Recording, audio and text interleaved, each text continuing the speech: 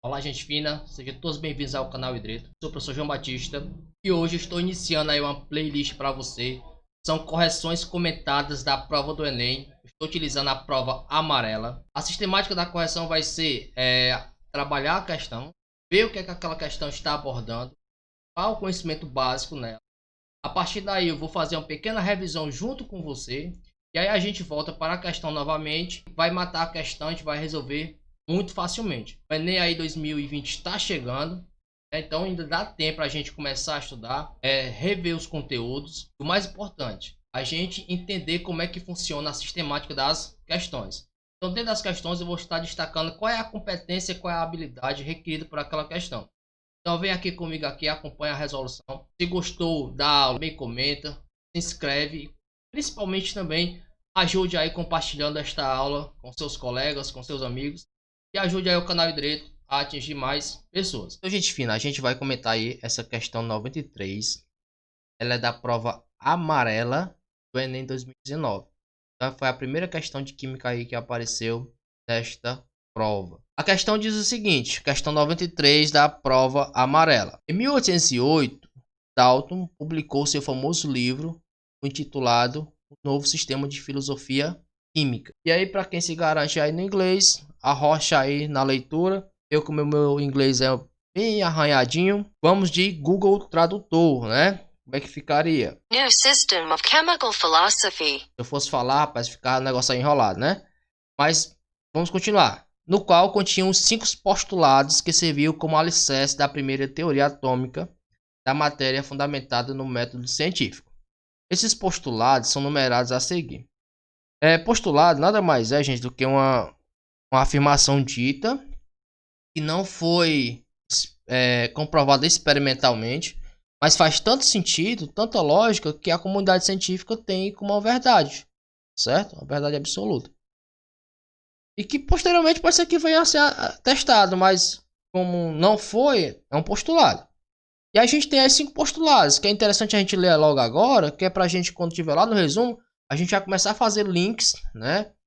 Pra conseguir responder a questão facilmente, que essa é a nossa ideia aqui. Primeiro postulado diz o seguinte: a matéria é constituída de átomos indivisíveis. Isso foi um postulado de Dalton. Segundo postulado: todos os átomos de um dado elemento químico são idênticos em massa e em todas as outras propriedades. 3. Diferentes elementos químicos têm diferentes tipos de átomos. Em particular, seus átomos têm diferentes massas. 4. Os átomos são indestrutíveis e nas reações químicas mantêm suas identidades. Último postulado aí, que seria o quinto: átomos de elementos químicos combinam com átomos de outros elementos em proporções de números inteiros pequenos para formar compostos. Então, aí seriam 5 postulados ditos por Dalton. Então veja que a questão está focando no modelo de Dalton. Após o modelo de Dalton, outros modelos baseados em outros dados experimentais evidenciaram, entre outras coisas, a natureza elétrica da matéria. A gente vai ver que foi Thomson que trabalhou isso daí. A composição e a organização do átomo. A gente vai ficar ali com Rutherford.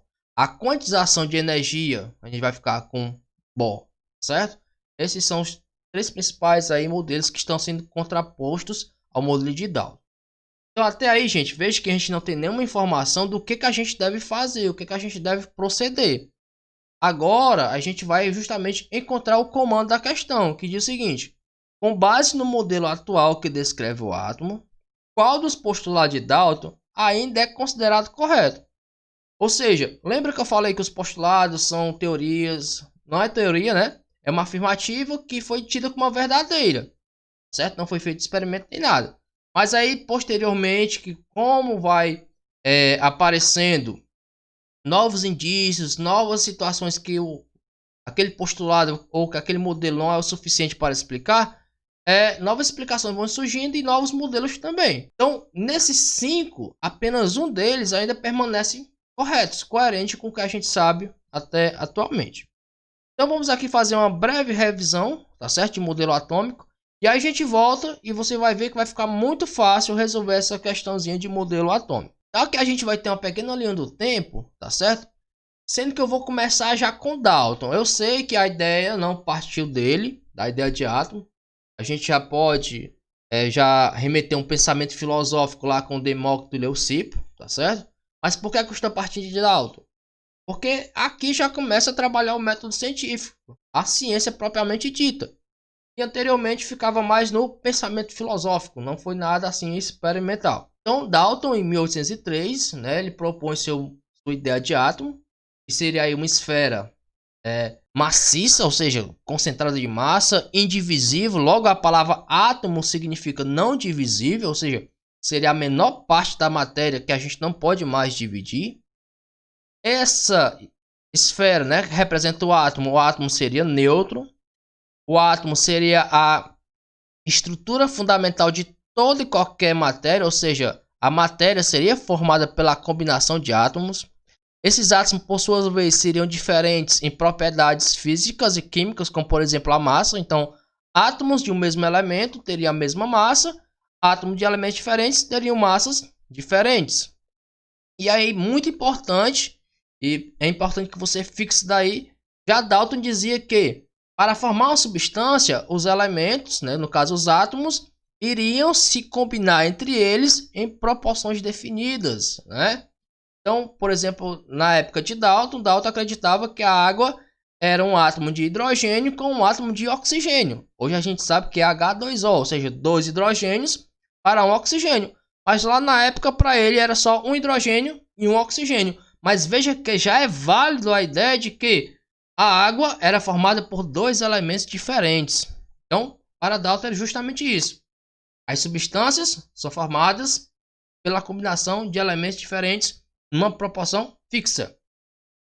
Após Dalton, a gente tem Goldstein, em 1886. Aqui ele vai estar estudando o feixe de raios. Esses feixes de raios, eles saíam da região positiva da ampola e se dirigiam para a região negativa, o que induziu a Goldstein a imaginar que esse feixe de luz era formado por partículas positivas. Isso vai ser importante daqui a pouquinho para a gente fazer um link muito importante. Mas já em 1886 já existia aquela ideia que existia uma partícula de carga positiva. Na sequência, a gente tem o modelo de Thomson. E o modelo de Thomson surge em que ponto? O modelo de Dalton dizia que o átomo ele era neutro. Se esse átomo ele é neutro, sem carga, não explicava a natureza elétrica da matéria, como por exemplo a descarga elétrica de um raio. Então Thomson, em 1897, utilizando as ampolas de Crookes, ele percebeu que existia um feixe luminoso que partiam do cátodo e esses raios eles sofriam desvio para a região positiva de um campo eletromagnético. E esse desvio para o lado positivo induzia a ideia a Thomson que essas partículas teriam cargas negativas. Então essas partículas Thomson denominou de elétron. Inicialmente era conhecido como raios catódicos. Qual assim a grande sacada, a grande importância do modelo de Thomson? Ora, se o átomo ele tem cargas negativas, lógico, a contraponto dessa carga negativa deve ter essas cargas positivas. É justamente aí que está a ideia. Se eu tenho cargas negativas e cargas positivas, logo o átomo ele é divisível. Ele é formado por duas partes pelo menos. Então, a ideia de indivisível aqui do átomo de Dalton, Thomson, já o átomo passa a ser divisível. O átomo seria essa esfera, né? Concordando com Dalton, só que nessa esfera teria esse material positivo. E incrustado desse material positivo, a gente teria os elétrons de carga negativa. Então aqui com Thomson a gente já tem a divisibilidade do átomo. Dando sequência, em 1911 a gente tem aqui o modelo de Rutherford. E qual assim, a diferença básica deste modelo? É que aqui o átomo seria uma esfera, tá certo? Uma esfera maciça, o átomo seria formado completamente de massa, de matéria. Já que com Rutherford, quando ele fez o experimento da lâmina de ouro, ele percebeu que as partículas alfas, a grande maioria passava pelo átomo. E se ela passava diretamente, é porque a maior parte do átomo era formada de espaços vazios, contrariando a ideia aqui de Thomson. E a gente consegue perceber justamente aqui, ó, você observa que a gente tem aqui um núcleo pequeno e denso, onde concentra toda a massa do átomo. E aqui nessa segunda região a gente vai ter a eletrosfera, que contém os elétrons descobertos aqui por Thomson. E veja que aqui, ó, nessas regiões aqui não tem nada de matéria, é espaço vazios. Então, qual é a ideia de átomo de Rutherford? Um núcleo pequeno e denso no centro do átomo. Ao redor desse núcleo pequeno eu tenho os elétrons girando em torno desse núcleo. Só que nessa eletrosfera ela é maior parte só de espaços vazios, considerando que é uma região muito grande, tá certo? Se a gente fizer uma comparação, por exemplo, uma bola no centro do Maracanã. A bola no centro seria o núcleo, todo o Maracanã seria a eletrosfera. E aí o elétron tem uma massa muito pequena. Se você pegar, por exemplo, é aproximadamente 1.800 elétrons para ter a massa de um único próton. Como essa massa é muito pequena, desprezível, toda a eletrosfera é mais espaços vazios. Outra coisa interessante, lembra que eu falei para vocês que Goldstein, estudando os raios, que era na época chamado de raios canais ou raios anódicos, ele percebeu que essas partículas tinham cargas positivas. Rutherford as batizou, as chamou de prótons. E Rutherford teve uma segunda sacada. Se no núcleo tem uma partícula positiva, eu tenho que ter alguma coisa que evite a repulsão das cargas positivas. Além de nomear a partícula próton, deu o nome à partícula próton, percebeu que a massa estava centrada no núcleo do átomo, que ao redor desse núcleo teria os elétrons na eletrosfera. Então veja que Rutherford teve uma grande sacada. Só que o modelo dele ainda tinha um problema. Se eu tenho aqui partículas negativas girando em torno de uma partícula positiva ou partículas positivas, a tendência é que esse elétron, ao girar ao redor desse núcleo positivo, ele perca energia e vai chegar um momento que vai se chocar com o núcleo do átomo. Quem foi que solucionou, esse problema no modelo de Rutherford? Até que alguns livros traz Rutherford-Bohr. Bohr, em 1913, ele propôs o seguinte, que o elétron, ao estar em uma órbita, certo? Ao estar aqui numa órbita, ele não vai ganhar e nem vai perder energia. Ele vai ficar aqui girando aqui porque a energia para estar nesta órbita ela é quantizada, ou seja, uma quantidade fixa de energia para permanecer dentro desta primeira órbita, que a gente também pode chamar de camada. Sendo que a gente conhece hoje um total máximo de 7 camadas. Isso não quer dizer que futuramente, com o avanço aí da ciência, que cria um átomo bem maior, não venha a aparecer a 8ª camada. Então, como a energia é quantizada, então a energia necessária para estar aqui nesta órbita é diferente para estar nesta segunda órbita. Então, para sair dessa órbita menos energética, que é próximo do núcleo, para uma mais energética, o átomo tem que receber energia, e não é qualquer quantidade. É justamente a quantidade necessária para permanecer nesta órbita. Uma vez que o elétron retornar para a órbita menos energética, ele vai justamente liberar a energia que ele absorveu para poder fazer a transição inicialmente. Essa energia liberada, ela é liberada através de radiação eletromagnética, e isso explica, por exemplo, como a gente vê as diferentes colorações dos fogos de artifício. Agora a gente chega nesse cara, Chadwick. Esse cara, gente, lembra que Rutherford ele imaginou que existiria uma partícula que evitasse a repulsão próton-próton?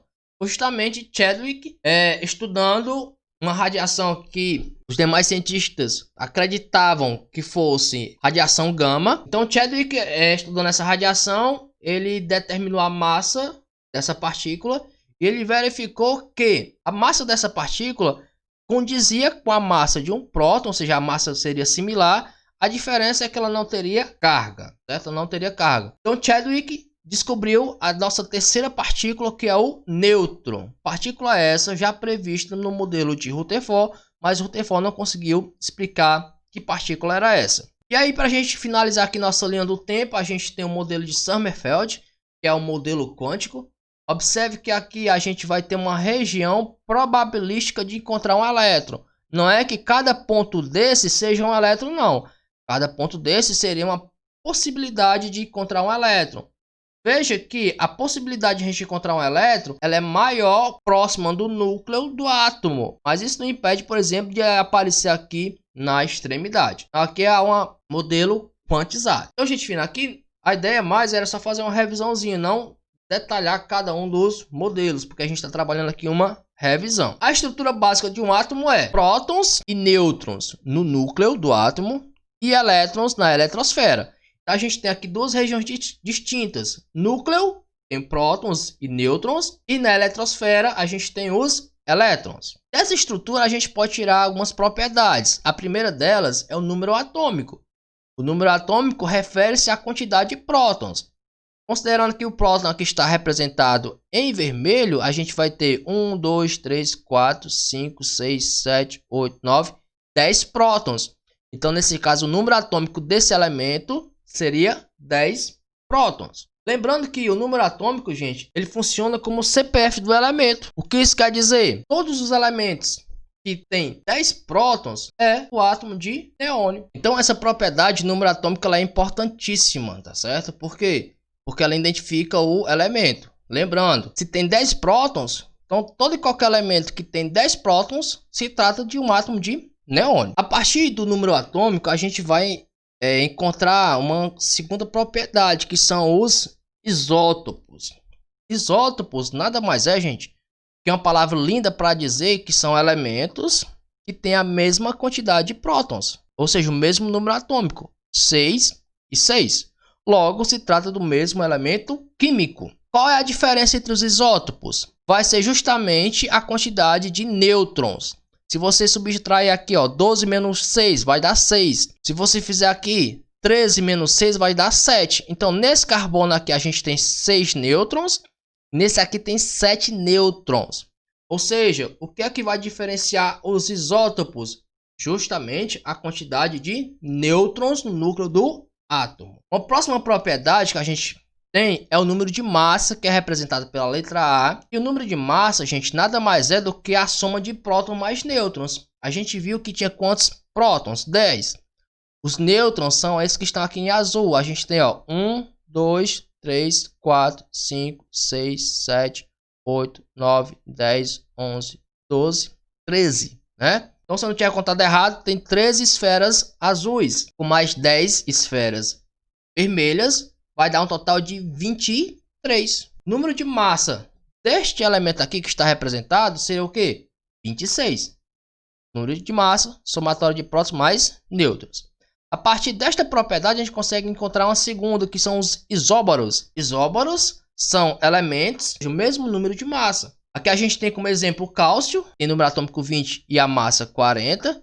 E o potássio, que tem o número atômico aqui 19 e a massa 40. Então, elementos que têm o mesmo número de massa, tá certo? Eles são isóbaros. E também uma coisa bem interessante que a gente pode tirar aqui da estrutura do átomo é que aqui, quando a gente tem a quantidade de elétrons igual à quantidade de prótons, a gente vai ter o átomo neutro. Quando esse átomo neutro ele ganha ou perde elétrons, ele vai formar íons. Sendo que quando esse elemento ele perde elétrons, forma um cátion, né? Ou seja, um íon de carga positiva, porque eu vou ter mais prótons do que elétrons. E ânions quando ele ganha elétron, certo? Porque nesse caso, quando ele já tinha elétrons, está ganhando mais, ele vai ficar com mais elétrons do que prótons. Vamos olhar aqui, nessa estrutura aqui, se ele seria um átomo neutro ou um íon. A gente já viu que tem 10 prótons. Agora vamos ver tem quantos elétrons. 2 na primeira camada, 3, 4, 5, 6, 7, 8, 9, 10, 11, 12. Então, nesse caso aqui, ele está tendo 12 elétrons. E tinha 10 prótons.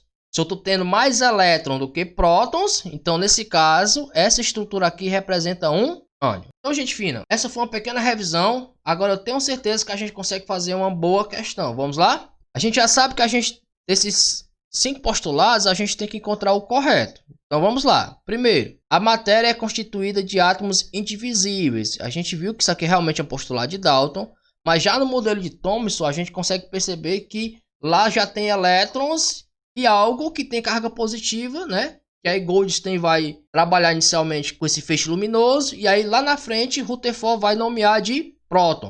Então essa primeira a gente já viu que é errada. 2. Todos os átomos de um elemento químico são idênticos em massa e em todas as outras propriedades. A gente já viu que os elementos químicos eles podem ter isótopos. Isótopos são elementos que têm a mesma quantidade de prótons, mas diferente número de nêutrons, o que implica que a massa de um mesmo elemento, os átomos podem ter massas diferentes. Então, pela existência de isótopos, essa segunda estaria errada. 3. Diferentes elementos químicos têm diferentes tipos de átomos. Em particular, seus átomos têm diferentes massas. A gente viu lá que eu posso ter átomos que tenham a mesma massa, sendo um elemento diferente. Então, pela existência de isóbaros, esse postulado 3 está errado atualmente. 4. Os átomos são indestrutíveis e nas reações químicas mantêm suas identidades. A gente viu que o átomo ele pode ter dois estados. Ele pode ser neutro, em que a quantidade de prótons é igual à quantidade de elétrons. E um segundo estado é na forma de íon. E aí, por sua vez, os íons ele pode ser cátion, em que a quantidade de prótons é maior do que a quantidade de elétrons.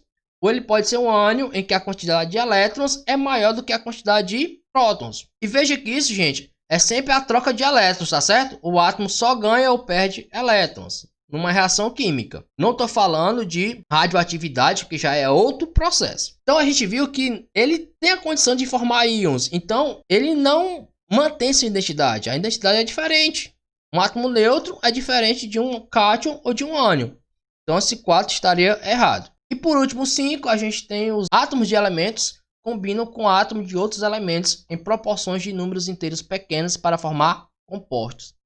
Afirmativa perfeita. Então, dos postulados de Dalton, aquele que ainda é considerado verídico, verdadeiro atualmente, tá certo? É postulado 5, logo, gabarito da questão 93 da prova amarela é o item E, postulado 5. Só queria abrir também um parênteses, gente, o seguinte, que os modelos atômicos, eles foram surgindo a partir que novas evidências foram aparecendo e determinado modelo não era mais o suficiente para explicar isso dali. Então, novos modelos foram surgindo. E graças ao envolvimento de muitas pessoas, é claro que a gente tem aí como referência Dalton, Thomson, Rutherford, Bohr, todas essas pessoas, tinha ali equipes trabalhando com eles, né? Você pega aí, Thomson foi professor de Rutherford, Rutherford foi professor de Bohr, então tá aí uma linhagem de pensamento. Gente fina, se você gostou desta aula, capricha aí no like, comenta, compartilha, se inscreve no canal se você não é inscrito e aí continue acompanhando a playlist que aí eu vou dar sequência na correção da prova amarela do Enem 2019. Forte abraço e até a nossa próxima aula.